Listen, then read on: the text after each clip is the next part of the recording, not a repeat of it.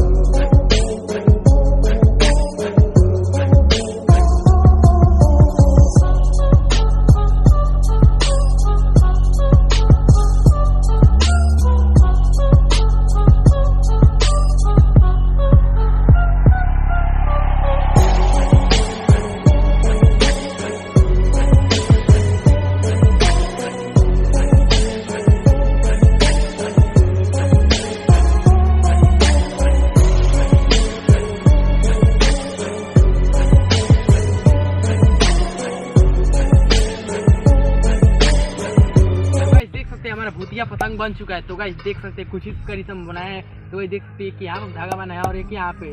तो गाइस चलिए इस भूतिया पतंग को हम लोग उड़ाते हैं अब।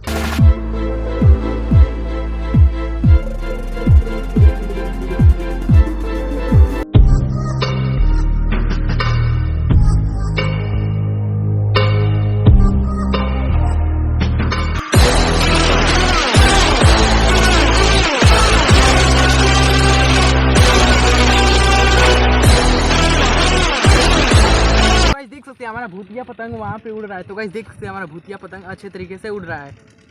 तो गाइस देख सकते हैं, मैं थोड़ा सा और इसके अंदर ढील दे देता हूँ।